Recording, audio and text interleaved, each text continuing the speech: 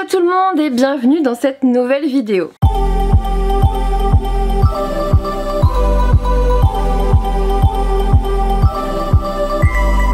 Aujourd'hui il s'agit de ma vidéo participative à l'événement Les Graphiques dans la littérature. C'est un événement qui a été organisé par Dorian de Monsieur Cabric.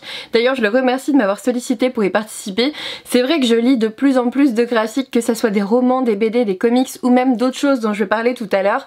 Donc du coup j'avais très envie de les mettre à l'honneur. Dorian finalement il a organisé cet événement parce que il trouvait que les graphiques étaient souvent sous-cotés, c'est pas vraiment de la littérature. Souvent les parents aussi, je sais pas, ils vous disent de pas lire une BD mais de lire plutôt un roman, que ça c'est de la vraie littérature.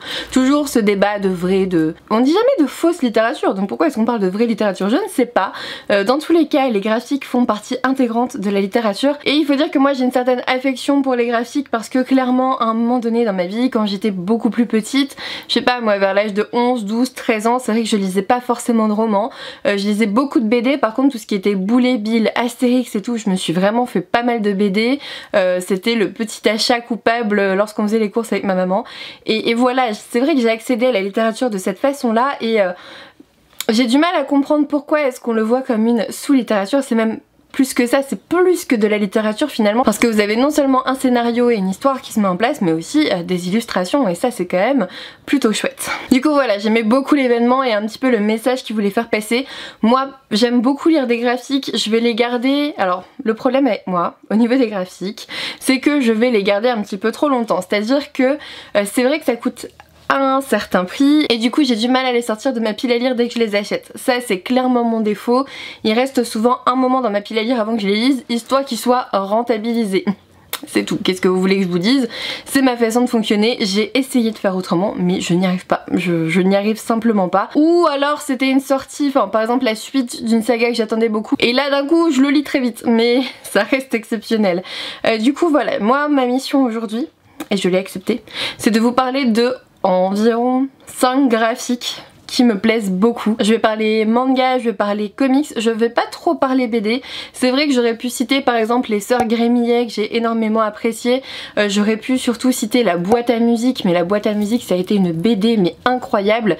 J'ai rencontré JG d'ailleurs et Carbone qui ont réalisé cette BD. Je les ai rencontrés à Montreuil.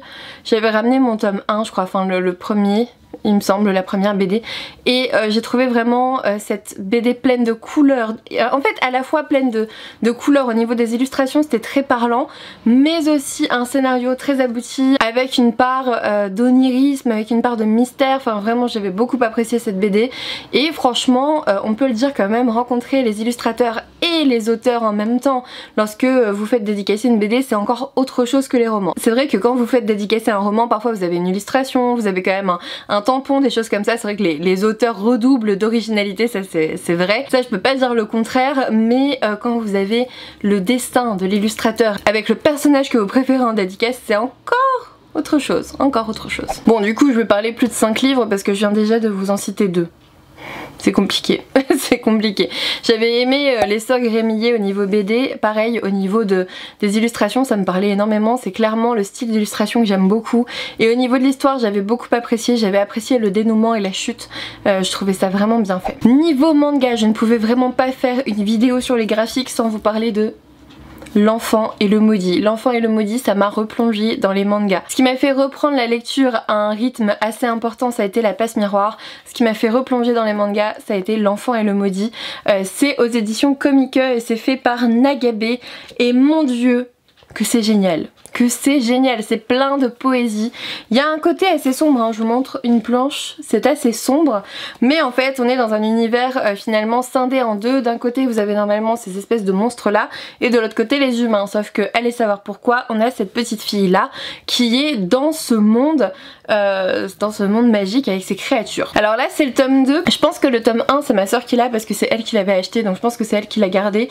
Faudrait que je me le reprenne parce que là j'ai ma petite série là, et en gros donc ça c'est le tome 2 et c'était extrêmement poétique, c'était extrêmement beau, c'est extrêmement bien fait. De toute façon j'avais envie de vous parler directement des éditions Comique. Clairement c'est une maison d'édition qui ne m'a encore jamais déçue. Enfin j'ai lu pas mal de sagas de chez eux qui font toujours parler d'elle à un moment donné. Et je n'ai quasiment jamais été déçue. Je me souviens même pas d'un ouvrage qui m'est déçu chez cette maison d'édition. Alors bien sûr je les ai pas tous lus, mais pour vous faire la petite histoire, L'Enfant et le Maudit, on l'a acheté Livre Paris je crois. Livre Paris il y a maintenant je sais pas au moins 4 ans. Et en fait il y avait un stand dans le côté manga, là il y avait un stand avec des gens habillés en moine avec une musique mais genre de messe, vraiment c'était particulier. Donc on est allé voir ça avec ma soeur, on voulait absolument voir ça. Et là bah, on voit ça, ce genre de graphisme là. On a pris 2 ou 3 mangas je crois chez eux. Et bah, depuis j'y vais à chaque salon et depuis je reprends à chaque fois leur nouvelle saga parce que j'adore ce que fait cette maison d'édition, vraiment c'est incroyable. Bref, L'Enfant et le Maudit c'est génial. Normalement vous avez 7 enfants là qui n'ont rien à faire dans ce monde là. Ils ne sont pas censés se toucher non plus, sinon il se passe quelque chose, je ne me souviens plus. Elle est censée être condamnée à subir la malédiction. En fait je crois que c'est ça, vu que vous avez le maudit, mais ça fait très longtemps, il faudrait que je le relise hein. Honnêtement je vais me refaire toute la saga cet été je pense.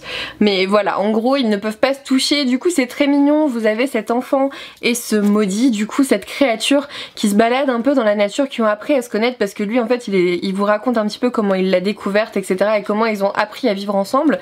Et vous les voyez se balader chacun avec un bout d'un parapluie parce qu'ils peuvent pas se tenir la main. Et enfin voilà, je vous fais ça, c'est vraiment juste le début.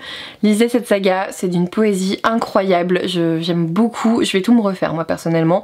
Surtout que je n'ai pas les derniers tomes, donc je peux largement avancer dedans. Côté manga, il faut dire que je lis aussi beaucoup de shoujo. Donc là pour le coup on va parler de shoujo que j'ai apparemment prêté parce qu'ils sont pas ici. Je prête beaucoup mes mangas à ma soeur parce qu'ils me reviennent toujours nickel. Je vais vous parler de par exemple les shoujo de Megumi Morino. C'est vrai que les shoujo c'est pas vraiment prise de tête, c'est pas très bien vu. Vous savez c'est ces histoires d'amour dans les mangas pour les jeunes filles, les shoujo c'est globalement ça. Sauf qu'il y a des shoujo qui sortent clairement du lot et ceux de Megumi Morino en font partie. C'est-à-dire que je trouve que cette mangaka est absolument incroyable. Elle arrive à prendre une histoire à peu près banale et à en faire quelque chose de très original. Par exemple dans À tes côtés, vous avez en fait le schéma habituel des shoujo, c'est vous avez le plus beau du lycée, enfin un groupe de plus beaux du lycée, une petite jeune, habituel. Franchement on le voit souvent ce schéma là. Une petite jeune fille qui est amoureuse de l'un des 3 super beaux garçons ou des 2 super beaux garçons du lycée. Elle est fragile, elle est un peu naïve, enfin voilà, et forcément il y a souvent un triangle amoureux entre les 2 plus beaux garçons du lycée qui tombent forcément amoureux de cette jeune fille fragile. Ça c'est un gros cliché dans les mangas, c'est quelque chose qui revient assez souvent, ces triangles amoureux là. Moi là ce que j'ai pu voir dans Megumi Morino c'est carrément autre chose. Elle va beaucoup plus loin et même dans À tes côtés ce que j'ai bien aimé moi c'est que la jeune fille elle s'en laisse pas compter. C'est à dire que le jeune homme là il va tomber éperdument amoureux d'elle mais vraiment très fort. De là à être quasiment harcelant et du coup moi ça m'a beaucoup fait réfléchir parce que quand c'est la jeune fille qui va beaucoup vers l'homme comme ça et qui cherche forcément à avoir un contact, des choses comme ça, vous dites oh c'est mignon, elle l'aime vraiment beaucoup. Quand c'est un jeune homme qui va vers la jeune fille et qui fait exactement la même chose, bizarrement vous avez l'impression que c'est un vieux pervers chelou, un vieux psychopathe. Et moi ça m'a posé beaucoup de questions du coup. Et c'est ça que j'aime beaucoup avec les shoujo de Megumi Morino, c'est que je finis toujours par me questionner, par me dire tiens c'est drôle cette vision là, voilà ça montre que, en fait ça démontre certains clichés et j'aime beaucoup ce qu'elle fait. Donc voilà, clairement À tes côtés pour moi c'est vraiment la valeur sûre, j'attends chaque tome à chaque fois, je les lis dès que je les achète, voilà ça démonte un petit peu ce que j'ai dit au début, eux je les laisse pas traîner dans ma palle, hein. Je les lis dès que je les achète. Après ces derniers temps en shoujo j'ai aussi lu Vampire Dormitory, là on est dans quelque chose de bien plus classique, même s'il y a le côté vampire qui est assez intéressant au milieu. Et aussi il y a une certaine réflexion autour de l'homosexualité, autour de la transidentité aussi un petit peu, parce qu'en fait vous avez cette jeune fille qui est extrêmement fragile, qui va plus à l'école, qui est dans une misère incroyable, qui est dans la rue et histoire de pas se faire embêter, là on a le côté voilà le thème de harcèlement de rue, elle se déguise en garçon et elle va se retrouver prise sous l'aile d'un vampire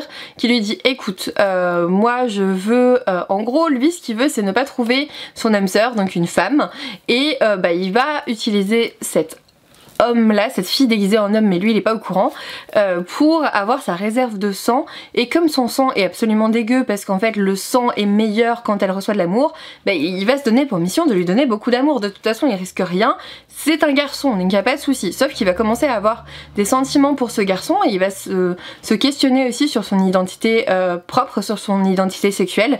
Et à un moment donné il y a quelque chose aussi qui touche à la transidentité et vraiment c'était super bien fait, c'était super léger et en même temps mignon et en même temps naturel et en même temps bien fait.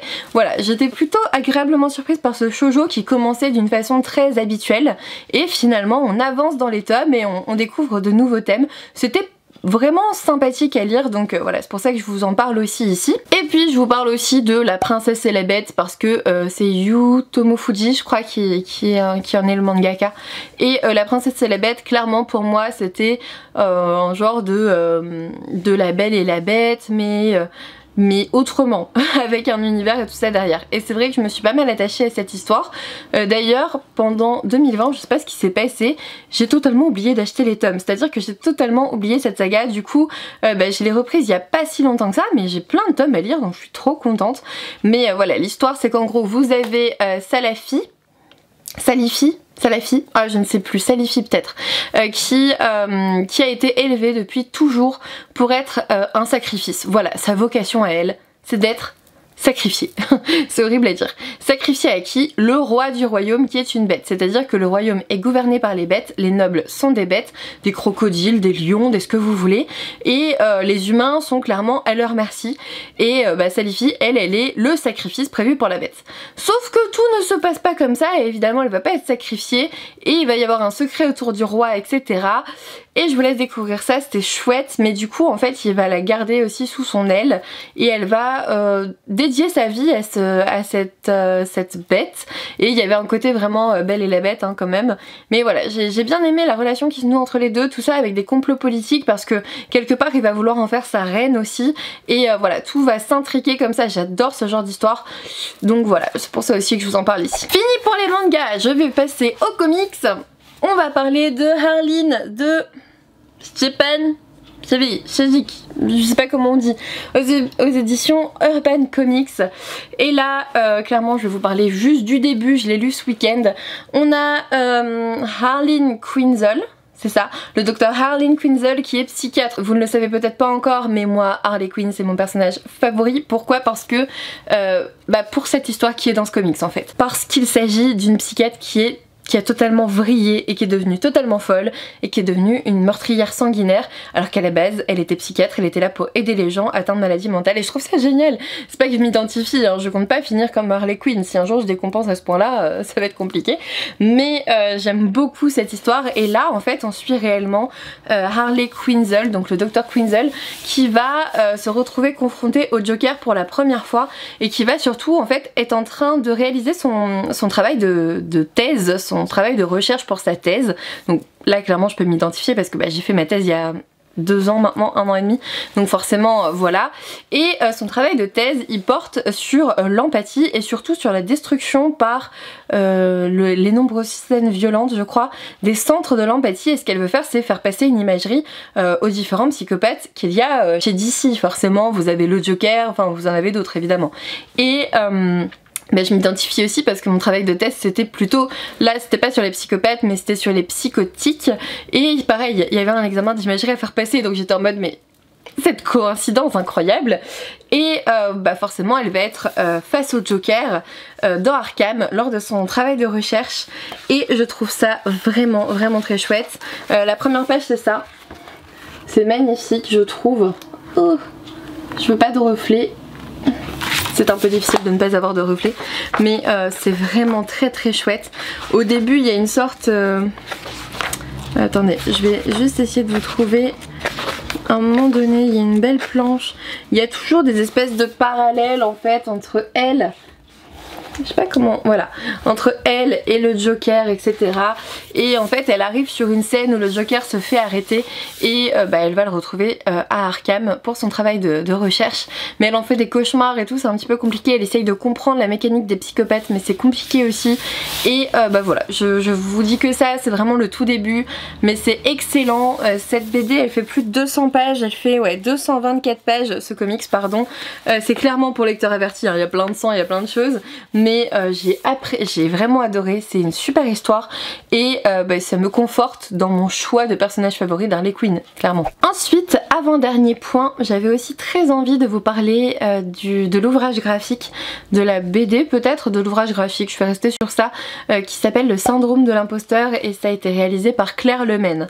Si j'ai envie de vous en parler dans cette vidéo, c'est parce que je trouve le parcours de l'auteur absolument incroyable. En fait, Claire Lemaine, elle a été jusqu'à l'internat en psychiatrie, c'est-à-dire qu'elle a fait au moins 6 ans de médecine, je crois qu'elle a fait 7 ans, il me semble qu'elle était en 2e année d'internat mais je sais plus bien, et d'arriver en internat de psychiatrie, elle s'est dit, ce travail, enfin elle s'est dit, on raconte en tout cas qu'elle s'est dit que ce travail n'était pas pour elle et elle a changé totalement de voie, elle a fait justement de l'illustration, elle s'est lancée dans ce métier d'illustratrice et son premier ouvrage graphique sorti c'était Le Syndrome de l'imposteur qui justement était, je trouvais, un petit peu autobiographique parce que elle expliquait que justement en tant qu'interne en psychiatrie elle s'est retrouvée un peu comme dans un statut d'imposteur, comme si elle était là mais qu'elle le méritait pas, et je pense qu'on a tous cette vulnérabilité là, je pense qu'on a tous ce questionnement là, sauf les narcissiques qui l'ont pas, mais bref peu importe. On a tous ce questionnement là à un moment dans notre vie, enfin je pense qu'on s'est tous posé la question, est-ce que je mérite vraiment ma place ici, est-ce que je mérite vraiment d'être là, voilà, et clairement dans mes études c'est une question qui s'est beaucoup posée aussi et qui se pose encore de temps en temps, donc voilà, je trouvais le sujet extrêmement important et venant d'une interne en psychiatrie c'était extrêmement bien fait. Là j'ai son dernier ouvrage qui est Nouvelles du dernier étage et pareil il a l'air extrêmement bien, donc voilà, je vous l'ai dit au début, hein, je les laisse dormir un petit peu avant de me plonger dedans, c'est ce que j'ai fait pour Harley Quinn, enfin Arline aussi, hein, parce que je l'ai depuis des mois et je l'ai sorti que ce week-end, mais quand le moment sera le bon je vous en reparlerai de son nouvel ouvrage parce qu'il a l'air très prometteur. Et enfin le dernier point et non des moindres, c'est clairement l'amoureuse de drama que je suis.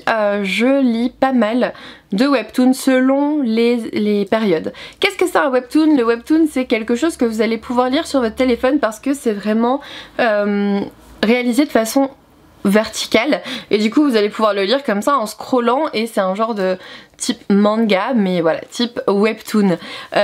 Si je parle des dramas, c'est parce qu'il y a beaucoup de webtoons qui sont adaptés en drama. Les dramas, c'est ces séries extrêmement populaires en Corée, en Asie, au Japon, à Taïwan, en Thaïlande aussi. Mais bref, moi je regarde beaucoup de dramas coréens si vous ne le saviez pas encore. Et par exemple, il y a le webtoon True Beauty. Alors c'est fait par, j'ai pris des notes, c'est de Yaongi.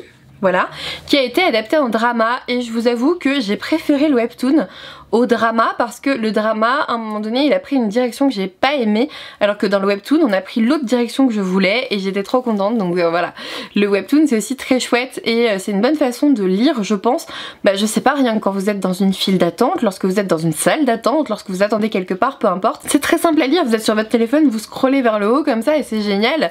Et j'avais aussi noté Naniac, c'est de Yujujang, ouais. Et là pour le coup on est sur un webtoon qui va parler un peu folklore, un peu fantôme, un peu vision paranormale et pareil il me plaît beaucoup aussi. Ça fait un petit moment que je l'ai pas lu celui-ci mais je sais que j'étais à fond dedans au début quand je l'ai commencé. True Beauty c'est pareil, franchement j'étais à fond dedans quand je regardais le drama en même temps et du coup je regardais un petit peu les différences entre les deux et tout, j'adorais. Après c'est vrai que le drama avec le jeu d'acteur et tout ça c'est toujours très chouette parce que ça vous donne une vision réelle de ce dessin, c'est aussi très sympathique, mais voilà, le webtoon m'avait beaucoup plu aussi et je pense que c'est clairement quelque chose de facile d'accès parce que vous avez l'application justement qui s'appelle Webtoon qui est gratuite et vous pouvez avoir accès à plein d'épisodes gratuits dessus. Il y a aussi des webtoons payants, il y en a sur Isneo aussi d'ailleurs. Enfin bref, c'est très facile d'accès, c'est très simple et vous en avez même qui sortent en papier parce que par exemple Bâtard de Karnbi Kim et Yongchan Hwang, donc aux éditions Toon. Webtoon, Toon, vous voyez un petit peu de quoi on parle. Donc c'est chez Kiyun, il est sorti en papier alors qu'à la base c'était un webtoon, et d'ailleurs vous le voyez je trouve un peu dans la disposition des pages. Je vais vous montrer ça. On essaye de remplir la page, mais déjà c'est pas un format habituel de manga, vous voyez. Et voilà, on est sur ce genre de dessin, on est comme ça. Et vous voyez bien qu'en fait vous pourriez scroller. Bref, Bâtard c'est aussi l'histoire d'un psychopathe, je crois que c'est le fils d'un psychopathe qui tue des gens, enfin son père tue des gens et c'est un petit peu compliqué pour lui du coup. Donc ça aussi je me le suis pris parce que quand je l'ai vu sortir, je me suis dit il faut absolument que je lise ça, ça a l'air génial. Je vous en ai parlé dans des sorties littéraires aussi je crois. Donc voilà, globalement le dernier point que je voulais aborder après les mangas, les BD, les comics, c'était aussi les webtoons, parce qu'en tant que grande fan de drama coréen, je ne pouvais pas passer à côté des webtoons dont sont souvent issues les histoires. Voilà, c'est terminé pour cette vidéo. Donc hier je vous l'ai dit, ça se passait sur la chaîne de Monsieur Cabric, et ce que j'ai oublié de vous dire en début de vidéo, c'est que demain on se retrouvera chez Nora de Livre-moi tout. Je vous mets tous les liens en barre d'infos comme d'habitude, parce que là du coup moi c'est terminé pour ma participation. Merci à tous d'être venus par ici, je vous donne rendez-vous demain du coup chez Nora de Livre-moi tout. Je vous l'ai dit, tous les liens sont en barre d'infos, allez voir leurs vidéos, c'est très chouette. Et puis je vais vous mettre la liste complète en fonction des jours, comme ça au moins vous pourrez suivre au jour le jour, aller directement sur la chaîne découvrir de nouveaux booktubeurs. Il y a aussi une instagrammeuse qui est Céline Lecture, il faut pas l'oublier. Voilà, je vais vous le mettre à chaque fois et je vais essayer de vous mettre les liens de leur chaîne, ça sera beaucoup plus simple dans la description. En tout cas je suis ravie si vous êtes arrivés jusqu'ici, je vous remercie vraiment d'avoir passé ce moment avec moi. N'hésitez pas à me dire en commentaire ce que vous avez pensé de cette vidéo, même si ça fait partie d'une chaîne. Est-ce que vous êtes lecteur de graphiques? Est-ce que les graphiques que je vous ai montrés vous font envie? N'hésitez pas à me dire tout ça en commentaire, à vous abonner si ça n'est toujours pas fait, et puis moi je vous dis à bientôt pour une nouvelle vidéo.